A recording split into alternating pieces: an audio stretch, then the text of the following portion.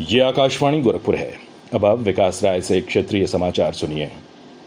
आगामी 10 से 12 फरवरी के बीच लखनऊ में आयोजित होने वाले वैश्विक निवेशक शिखर सम्मेलन से पूर्व प्रदेश सरकार निवेशकों को राज्य में निवेश के लिए आमंत्रित करने के लिए लगातार प्रयासरत है।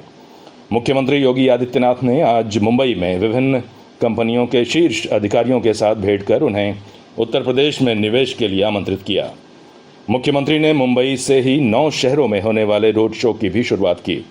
प्रदेश सरकार के मंत्री देश के प्रमुख शहरों में रोड शो कर निवेशकों को प्रदेश में निवेश के लिए प्रेरित करेंगे।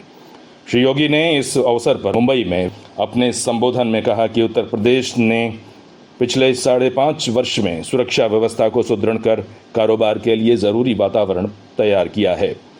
उन्होंने कहा कि उनकी सरकार उद्यमियों और निवेशकों को हर आवश्यक सुविधा उपलब्ध करा रही है। मुख्यमंत्री ने कहा कि पिछले 5 वर्षों में 4 लाख करोड़ रुपए से अधिक के निवेश को धरातल पर उतारा गया है। उन्होंने कहा कि उत्तर प्रदेश अनंत संभावनाओं वाला राज्य है।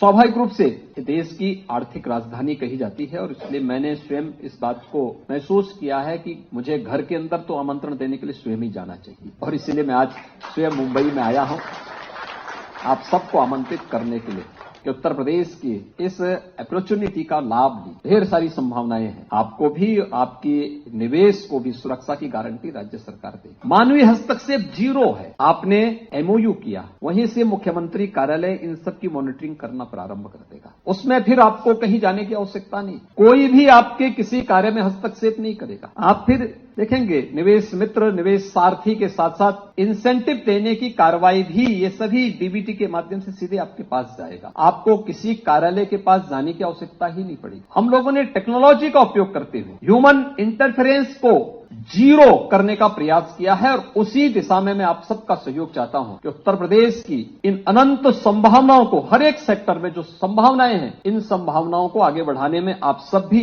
अपना योगदान दें। उत्तर प्रदेश सरकार आपके स्वागत के लिए उत्सुक है। उत्तर प्रदेश का जैसा बड़ा बाजार आपके पास है और इसका लाभ उठाएं।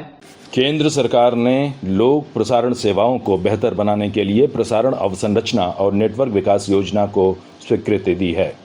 केंद्रीय सूचना और प्रसारण मंत्री अनुराग सिंह ठाकुर ने कल नई दिल्ली में पत्रकारों को बताया कि इस योजना पर वर्ष 2025-26 तक 2,539 करोड़ रुपए खर्च किए जाएंगे।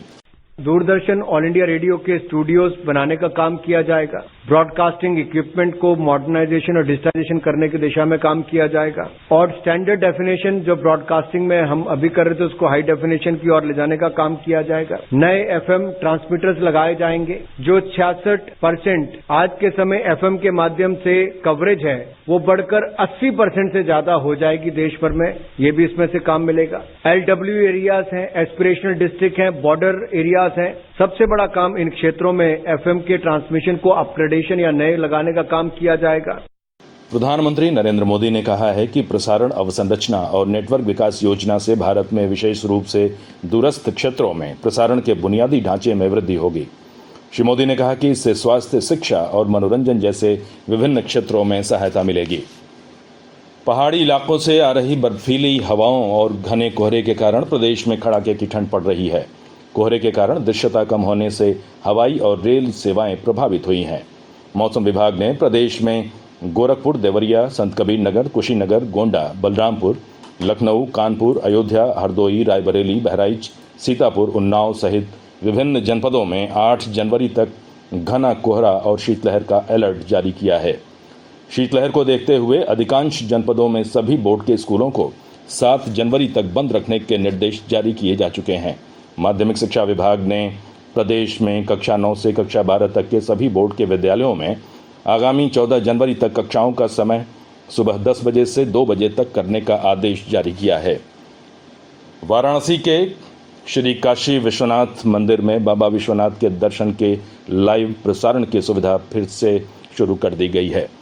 ये व्यवस्था 6 माह बाद एक बार फिर YouTube पर शुरू हुई है। मंदिर के मुख्य कार्यपालक अधिकारी सुनील कुमार वर्मा ने बताया कि श्रद्धालु YouTube पर @श्री काशी विश्वनाथ लिंक पर जाकर बाबा विश्वनाथ का लाइव दर्शन कर सकते हैं।